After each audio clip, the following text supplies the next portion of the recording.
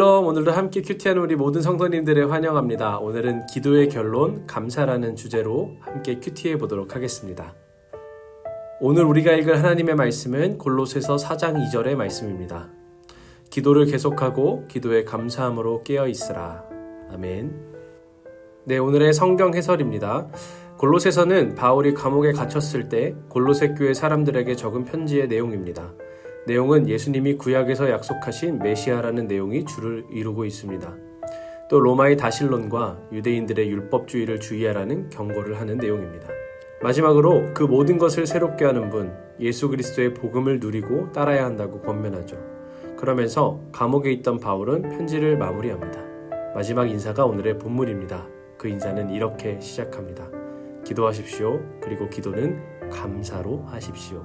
네, 오늘의 본문은 로마의 다실론 문화와 또 유대주의의 율법주의의 유혹 속에서 살아가고 있는 골로새 교회의 사람들에게 한 바울의 편지의 내용입니다. 바울은 그것에 대해서 그리스도가 가장 최고의 참된 가치를 가지고 있기 때문에 우리는 그것에 지질 필요가 없다고 말하고 있습니다.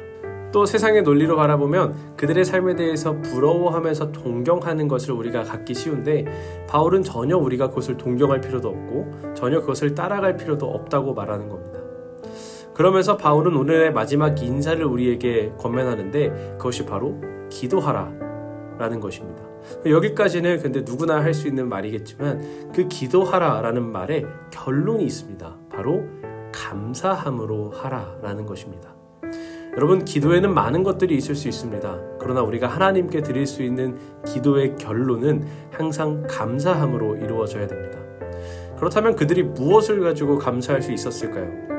세상의 논리인 재정으로 또 명예로 또 여러 가지 인정으로 봤을 때는 전혀 예수 그리스도의 가르침을 따르는 것이 이익이 되지 않았습니다. 감사할 거리가 없는 것이죠. 그러나 신앙의 논리로 바라보게 되었을 때 그들은 감사할 수 있는 것이 무엇인지 찾게 되는 겁니다. 여러분, 기도할수록 우리의 마음에 감사함이 넘쳐야 될 줄을 믿습니다. 비록 세상적인 조건은 충족되지 않더라도 내 마음을 채워주는 하나님의 조건, 하나님의 가르침으로 가득 채우는 하루가 되시기를 간절히 소망합니다. 네, 오늘의 적용할 점 우리 함께 나눠보도록 하겠습니다.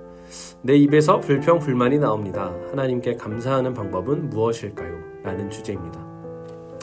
당시 골로새 교회 사람들은 여러 가지 세상의 논리대로 살지 못하는 본인들의 삶에 대해서 불평, 불만을 할 수도 있었습니다. 그러나 그들의 입에서 감사가 나올 수 있는 비결은 무엇이었는지 오늘은 초원에 문의해 보도록 하겠습니다. 네, 답변이 도착했습니다. 다 함께 확인해 보도록 하겠습니다. 네, 데살로니가 전서 5장 18절의 말씀을 추천해 줬네요.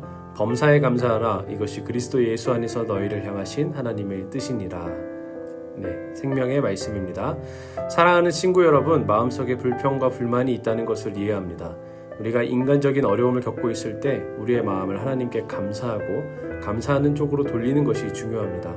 성경은 감사가 하나님과의 관계에서 필수적인 부분이라고 가르칩니다. 하나님께 감사를 표현할 수 있는 방법 중 하나는 기도입니다. 우리는 기도로 시간을 보내며 우리의 삶에서 하나님의 선하심과 신실하심을 인정할 수 있습니다. 우리는 그분의 사랑과 공급하심, 인도하심에 대해 감사할 수 있습니다. 기도는 하나님께 감사를 전하는 강력한 방법입니다. 또한 하나님께서 우리에게 주신 축복과 선물에 집중함으로써 감사의 마음을 키울 수 있습니다. 우리는 축복을 세고 우리의 삶에서 좋은 것들을 의도적으로 인식하는 습관을 만들 수 있습니다. 여기에는 생명의 선물, 인간관계, 일상의 공급과 같은 크고 작은 축복이 모두 포함될 수 있습니다. 또한 다른 사람을 섬기고 돕는 것으로 하나님께 감사를 표현할 수 있습니다. 도움이 필요한 사람들에게 사랑과 친절을 베풀 때 우리는 하나님의 사랑과 은혜를 반영하는 것입니다. 다른 사람에게 축복이 됨으로써 우리는 하나님께서 우리를 위해 행하신 모든 일에 대해 하나님께 감사를 표하는 것입니다. 여러분, 감사는 일회성 행동이 아니라 지속적인 마음의 태도라는 것을 기억하세요. 감사의 마음을 키우다 보면 불평과 불만은 사라지고 사랑스럽고 신실하신 하나님께 감사할 때 오는 기쁨과 평화를 경험하게 될 것입니다.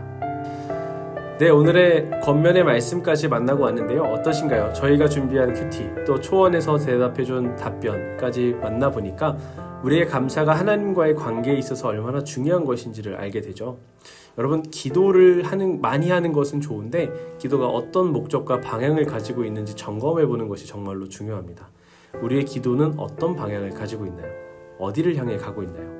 우리의 기도가 감사를 통해 하나님께서 받으시기 좋은 기도, 또 하나님 안에서 우리가 기쁨과 평안을 누리는 그런 기도가 되기를 간절히 소망합니다. 네, 다 함께 기도함으로 오늘의 큐티를 마무리하겠습니다. 하나님 감사합니다. 나에게 오늘을 살아갈 수 있는 소망을 주셨기에 감사합니다. 우리가 삶을 살며 억울하고 힘든 일이 많을지라도 오로지 하나님을 바라며 살기 원합니다. 참된 하나님과 주실 복을 바라보고 제 입과 마음을 통해 드리는 기도가 감사로 결론 지어지게 해주세요. 인생의 마지막 여정을 마치고 우리가 하나님 앞에 섰을 때에 감사를 지금 누리게 해주세요. 예수님의 이름으로 기도합니다. 아멘.